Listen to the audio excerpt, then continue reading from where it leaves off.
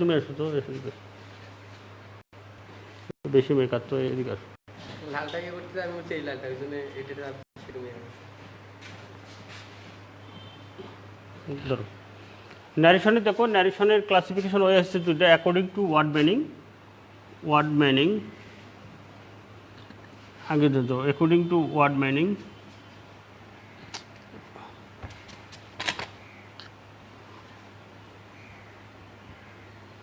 According to, আচ্ছা according to structure.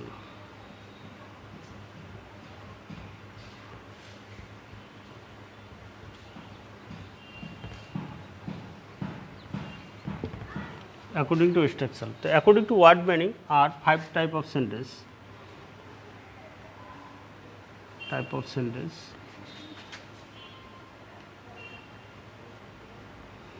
তাহলে এক নম্বর হচ্ছে আমাদের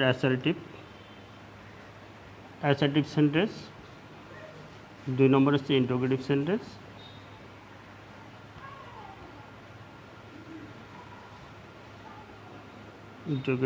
তিন নম্বর হচ্ছে ইম্পারেটিভ,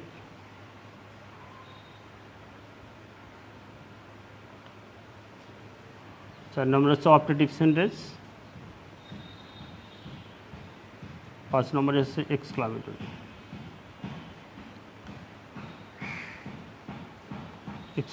সেন্টেন্স।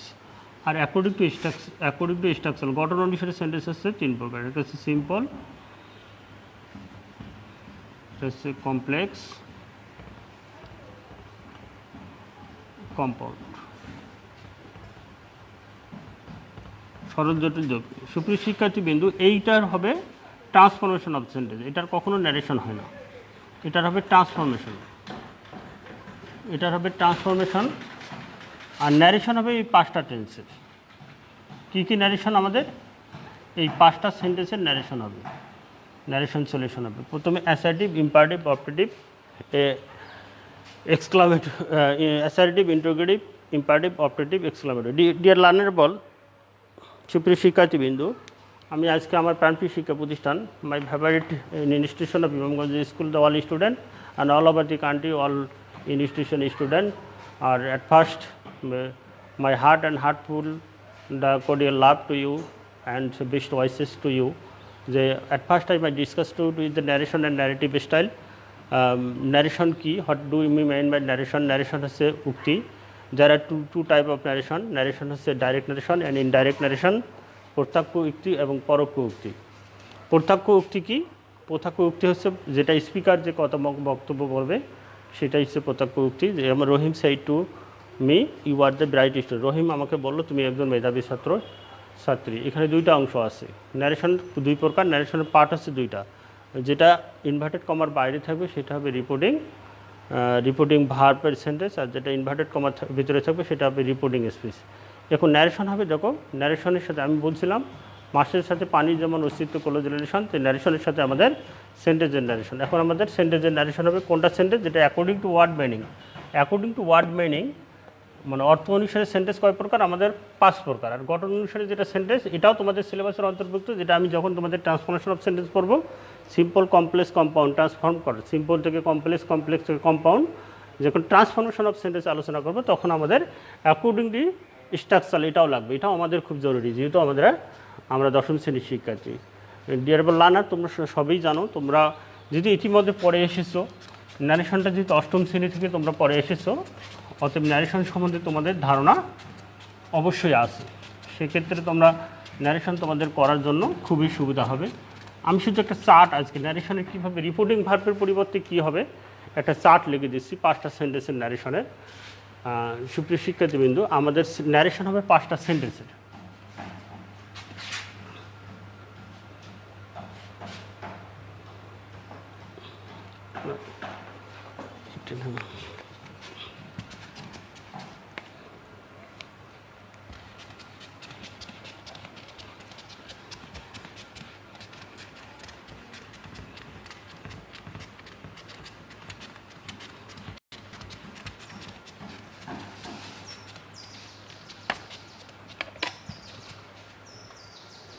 দেখো সুপ্রিয় শিক্ষার্থী, very very importance,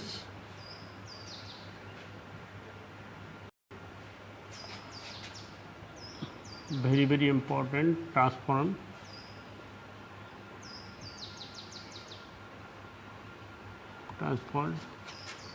into direct into indirect narration, direct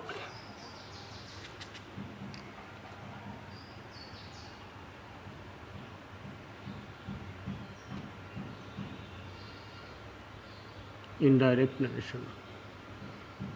এটা আজীবন যতদিন তোমরা পড়াশোনা করবা ততদিন পড়ার টেবিলে অবশ্যই তোমরা এটা রেখে দিবা। যখনই তোমরা পড়ার টেবিল, যার যে পড়ার টেবিল আছে সেখানে রেখে দিবা, যখনই দেখবা বাইরে থেকে আসবা, যখনই যেন দেখো, যেন এটা দেখতে দেখতে এক সময় যেন তোমাদের মুখস্থ হয়ে যায়। সেন্টেন্স, এটা হচ্ছে এটা হচ্ছে রিপোর্টিং স্পিচ, একটু বড় করে দিই।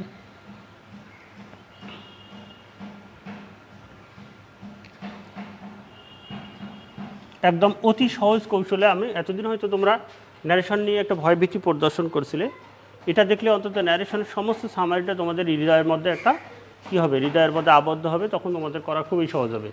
যে কোনো any type of narration you can easily solution, ঠিক আছে? সেক্ষেত্রে তোমরা যে কোনো ন্যারেশন খুব সহজেই সলিউশন করতে পারবো। তো প্রিয় শিক্ষার্থীবৃন্দু,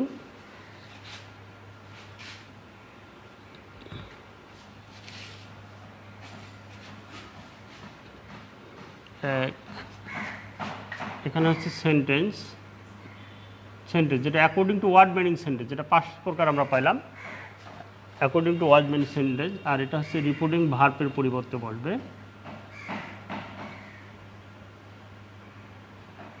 রিপোর্টিং ভার্ব। রিপোর্টিং ভার্ব বলতে আমরা কি বুঝি? সেজ টু অথবা সেজ টু অথবা সেইড টু এর পরিবর্তে বসবে।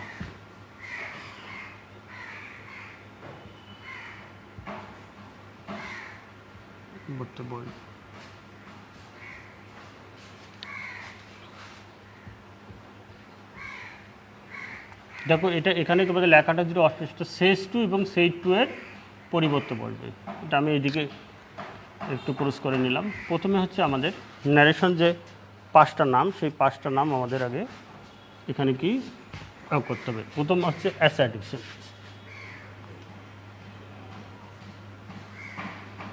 Sentence assertive. 2 নম্বর হচ্ছে ইন্টারোগেটিভ।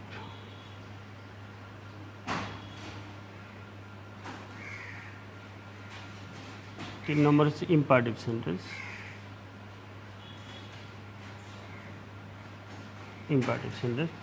ইম্পারেটিভ সেন্টেন্সের আবার 2টা অংশ আছে, এখানে এটা দিয়ে দিই।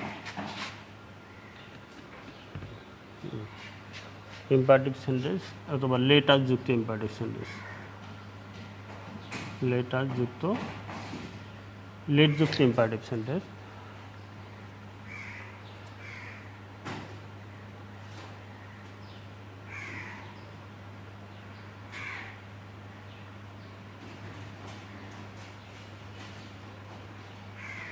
লেটযুক্ত ইম্পারেটিভ, অপটেটিভ, এক্সক্লামেটরি।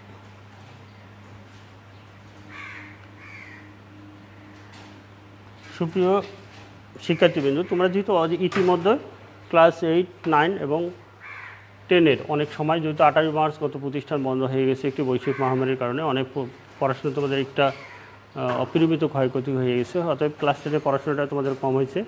তারপরে তোমরা ক্লাস 8 এবং ক্লাস 9-এ এই ন্যারেশনটা পড়ে এসেছো, তোমাদের অবশ্যই ধারণা আছে। সেক্ষেত্রে আমি যখন ডিসকাশন করব তখন তোমরা আমাকে কোঅপারেট করবে, তাহলে আলোচনাটা ইজিলি হবে। আমি ন্যারেশনের এটা একটা ভ্যাস্ট একটা সিলেবাস, অনেক বড় ধরনের সিলেবাস, এটা বিগ সিলেবাস, আলোচনা করলে অনেক সময় লাগবে। সেক্ষেত্রে আমরা সংক্ষিপ্ত আকারে যাতে একটা ক্লাস অথবা দুইটা ক্লাসের মধ্যে এই ন্যারেশন বা ন্যারেটিভ স্টাইল প্যাসেজ ন্যারেশনটা শেষ করতে পারি, সেজন্য তোমাদের কোঅপারেটিভ অত্যন্ত দরকার আমার। অ্যাসার্টিভ সেন্টেন্সের রিপোর্টিং ভার্বে সেইড টুর পরিবর্তে কী বলবে? টেল অথবা সেজ টু থাকলে টেল আর সেইড টু থাকলে টোল বলবে। ইন্টারোগেটিভ সেন্টেন্সে সেজ টু থাকলে আস্কড আর সেইড টু থাকলে আস্কড বলবে। বুঝাইতে পারছি আমি সুপ্রিয় শিক্ষার্থী? তাহলে কী বললো? রিপোর্টিং ভার্বের পরিবর্তে টেল অথবা টাল। আর একটা হচ্ছে ইনভার্ট কমা উঠে গিয়ে বলবে, ইনভার্টেড কমা ইনভার্টেড কমা, আমরা বলেছি এটাকে ইনভার্টেড কমা উঠে গিয়ে বসে, ঠিক আছে।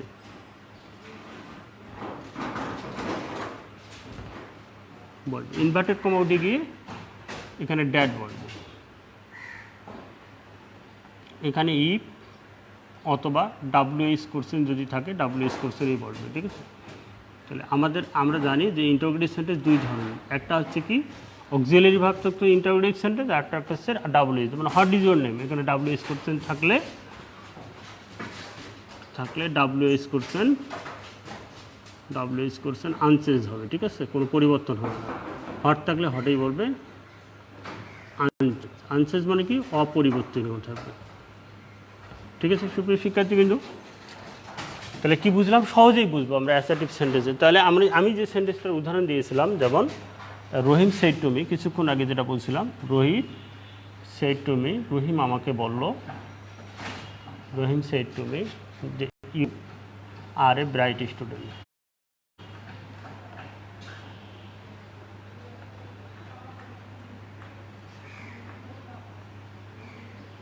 You are a bright student. এখানে আমাদের এটা আছে, এটাকে ব্র্যাকেটে তোমাদের দিয়ে রাখলো যে ইনডাইরেক্ট করো। তো প্রিয় শিক্ষার্থীবৃন্দ, আমরা ইনডাইরেক্ট করব। প্রথমে আমরা যেমন রিপোর্টিং ভার্বের পরিবর্তে আমাদের কি বসবে, যে রিপোর্টিং ভার্বটা পাস্ট ফর্মে আছে, কি ফর্মে আছে, পাস্ট ফর্মে। তাহলে এটা হচ্ছে ডাইরেক্ট, তাহলে ইনডাইরেক্ট কী হবে আমাদের, ইনডাইরেক্ট হবে রহিম সেড টুর পরিবর্তে কি টোল মি বলবে, রহিম টোল মি। তাহলে প্রথম অংশটা আমার সেড টুর পরিবর্তে কী বসতেছে, টোল বলতো, যদি এখানে শেষ টু থাকতো তাহলে টেল বলতো, যে সেড টুর পরিবর্তে টোল বসতেছে। আর এই যে আমাদের ইনভার্টেড কমা উঠে গিয়ে কী বলবে আমাদের ড্যাট। আর এই যে পার্সনের পরিবর্তন বা প্রোনাউনের পরিবর্তন, সেকেন্ড পার্সন থাকলে অবজেক্টকে ধরবে। আর ফার্স্ট পার্সন যদি থাকতো, রিপোর্টিং স্পিচে যদি সেকেন্ড পার্সন থাকে, এটা পরবর্তীতে আমি আলোচনায় হয়তো পরের ক্লাসে, আজকের ক্লাসে হয়তো সম্ভব হবে না, পরের ক্লাসে আমি আলোচনা করব। রিপোর্টিং ভার্বের সেন্টেন্সে যদি সেকেন্ড পার্সন থাকে তাহলে রিপোর্টিং ভার্বের অবজেক্টকে ধরবে। আর এখানে যদি ফার্স্ট পার্সন থাকে তাহলে রিপোর্টিং ভার্বের কী ধরবে, সাবজেক্টকে ধরবে। আর থার্ড পার্সন থাকলে কোনো পরিবর্তন হবে না, যেটা থাকবে সেটাই। সুপ্রিয় শিক্ষার্থী, ক্যান ইউ ইজিলি আন্ডারস্ট্যান্ড? তাহলে কি বললাম, রিপোর্টিং ভার্বে ফার্স্ট পার্সন থাকলে সাবজেক্ট, রিপোর্টিং স্পিচে ফার্স্ট পার্সন থাকলে রিপোর্টিং ভার্বের সাবজেক্টকে ফলো করবে। আর রিপোর্টিং ভার্বে যদি সেকেন্ড পার্সন থাকে তাহলে, রিপোর্টিং স্পিচে যদি সেকেন্ড পার্সন থাকে তাহলে রিপোর্টিং ভার্বের অবজেক্টকে ফলো করবে। তাহলে অবজেক্ট কি, মি হচ্ছে কি অবজেক্টিভ কেস, কিসের অবজেক্টিভ কেস, আই হচ্ছে নমিনেটিভ কেস, আমরা কেস জানি, আই এর নমিনেটিভ কেস হচ্ছে মি, তাহলে এখানে হবে আই। আর এটা যেহেতু পাস্ট টেন্সে আছে, পরের অংশটাও পাস্ট টেন্সে হবে, তাহলে I was A bright student. শিক্ষার্থীরা আমরা শুধু সহজেই বুঝতে পারলাম যেটা ডাইরেক্ট থেকে ইনডাইরেক্ট হলো, কী সেন্টেন্স, এটা অ্যাসার্টিভ সেন্টেন্স। সেখানে আমাদের দুইটা জিনিস অন্তত আমরা বুঝতেছি, যেটা একটা রিপোর্টিং ভার্বের পরিবর্তে ড্যাট, আর রিপোর্টিং স্পিচের পরিবর্তে টোল, অথবা রিপোর্টিং ভার্বের পরিবর্তে টোল, আর ইনভার্টেড কমা উঠে গিয়ে ড্যাট। এই দুটো জিনিস আমরা বুঝলাম। পরবর্তী আলোচনাটা কি, যে প্রথম সেন্টেন্সটা যেটা হচ্ছে রিপোর্টিং ভার্বের সেন্টেন্সটা, যে সেন্টেন্স আনতে হবে, রিপোর্টিং স্পিচের সেন্টেন্সটা সেই টেন্সে কি ট্রান্সফার করতে হবে। আবার রিপোর্টিং ভার্বের যদি ফার্স্ট পার্সন থাকে তাহলে, রিপোর্টিং স্পিচে যদি ফার্স্ট পার্সন থাকে রিপোর্টিং ভার্বের সাবজেক্টকে ধরবে। রিপোর্টিং স্পিচে যদি সেকেন্ড পার্সন থাকে রিপোর্টিং ভার্বের কি অবজেক্টকে ধরবে, যেমন এখানে অবজেক্টকে ধরছে। রিপোর্টিং স্পিচে যদি থার্ড পার্সন থাকে কোনো পরিবর্তন হবে না।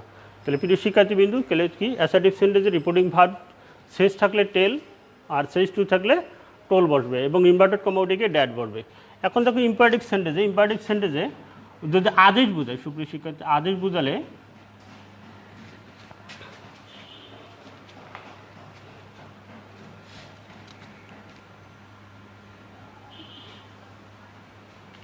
বোঝালে অর্ডার, অ্যাডভাইস, যদি উপদেশ বোঝায় তাহলে অ্যাডভাইস, আর অনুরোধ বোঝালে রিকোয়েস্টেড, আর যদি আমাদের নিষেধ বোঝায় তাহলে বলবে ফরবেড। সুপ্রিয় শিক্ষার্থী, এইটা।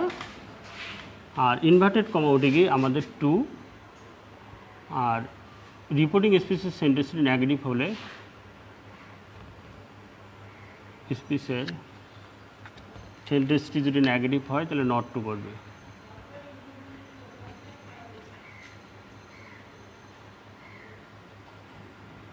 নেগেটিভ হলে নট টু বলবে।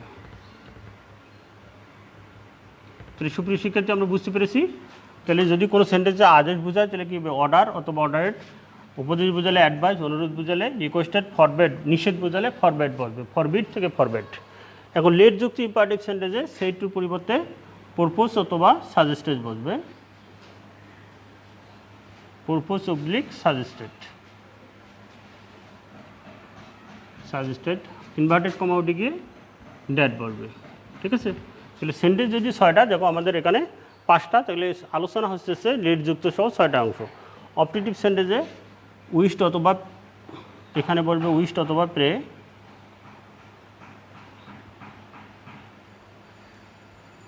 উইস্ট অথবা প্রে, আর ইনভার্টেড কমা উঠে গিয়ে ড্যাট বলবে।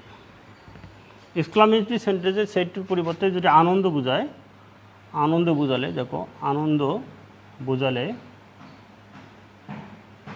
যদি রিপোর্টিং ভার্বের সেন্টেন্সটা আনন্দ বোঝায় তাহলে হবে সেটটির পরিবর্তে exclaim with joy, exclaim with joy, exclaim with joy. আর যদি দুঃখ বোঝায়, দুঃখ বোঝালে এক্সক্লাম উইথ সরোস।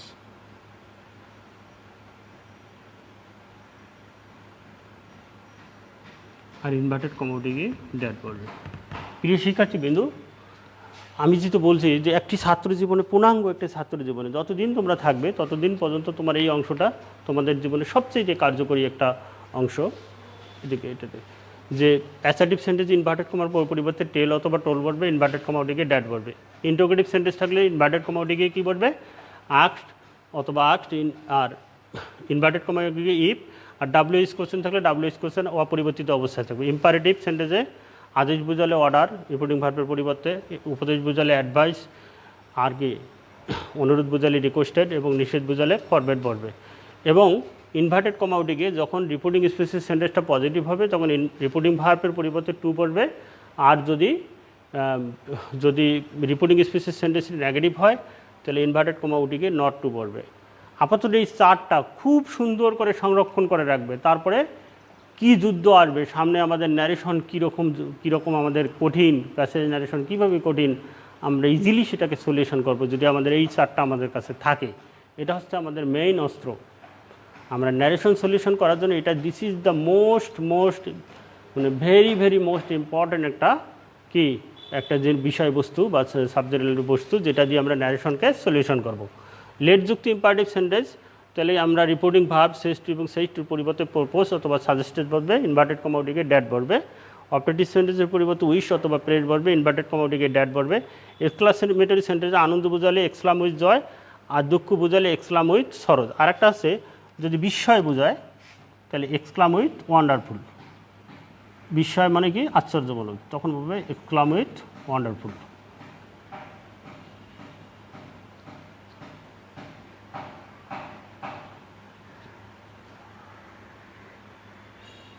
ওয়ান্ডারফুল। আর তিনটার ক্ষেত্রেই আমাদের ইনভার্টেড কমা উঠে গিয়ে ড্যাট বলবে। তো সুপ্রিয় শিক্ষার্থীবৃন্দু, আজকে জেলা ডিও রংপুর অনলাইন স্কুলের সম্মানিত কর্তৃপক্ষকে আমার অন্তঃস্থল থেকে সাধুবাদ জানাচ্ছি। তারা সুন্দর একটি সিলেবাস এবং আমাদের অনলাইন স্কুলের যে পাঠদান ভিত্তিক যে সিলেবাস তারা আমাদেরকে নির্ধারণ করে দিয়েছে, তার জন্য তাদেরকে আমি অত্যন্ত সাধুবাদ এবং জানাচ্ছি যে আমরা সেই অনুযায়ী পাঠদান করতেছি এবং এই সিলেবাস অনুযায়ী পাঠদান করলে তোমরা অত্যন্ত উপকৃত হবে আমি আশা করি। এবং আগামী যে বৈশ্বিক মহামারী যে কখন শেষ হবে সেটা বলা যাচ্ছে না। কোভিড-19 শেষ না হওয়া পর্যন্ত তোমরা এই ক্লাসগুলো ইনস্ট্রাকশনগুলো ফলো আপ করো এবং এই ক্লাস অনুযায়ী বাড়িতে পড়াশোনা করো। আমার মনে হয় আমি বারবার একটা কথা বলছি যে যখন অনলাইনে ক্লাস করবা তখন তোমরা বিভিন্ন শিক্ষকের সংস্পর্শে আসবে, বিভিন্ন শিক্ষকের ক্লাস দেখবে, তাদের ক্লাসের কৌশলগুলো দেখবে, তাদের নলেজ দেখবে, অ্যাটিটিউড দেখবে, তাদের যে ক্লাস নেওয়ার যে টেকনিক বা তাড়াতাড়ি বিভিন্ন শিক্ষকের যখন দেখবে, যখন শ্রেণীকক্ষে পাঠদান করবে তখন হয়তো তুমি তোমার শুধু নিজের স্কুলের স্যারের ক্লাস দেখতেছো, অন্যান্য স্কুলে যখন স্যারদের ক্লাস দেখবে তখন তোমাদের আরও জ্ঞানের পরিধি বেড়ে যাবে। যদিও আমরা গরিব এলাকার সবারই স্মার্টফোন নেই, আমি সেক্ষেত্রে তোমাদের বিনীতভাবে উদারত আহ্বান জানাবো তোমার পাশের বাড়িতে বা কারো বাড়িতে যদি থাকে, তোমাদের নিকটতম আত্মীয় তাদের স্মার্টফোন, অ্যান্ড্রয়েড ভার্সন ফোন আছে, সেই ফোনগুলোতে অবশ্যই ক্লাসগুলো দেখবে, তাহলে তোমরা অনেক উপকৃত থাকবে। আমার ক্লাস আজ এখান থেকেই শেষ করছি। আগামী ক্লাস পর্যন্ত তোমরা সুস্থ থাকো, সুন্দর থাকো, নিরাপদে থাকো, এই কামনা করতেছি। মে আল্লাহ bless us, may Allah forgive us, may Allah protect us from all danger. Thank you. Assalamu alaikum.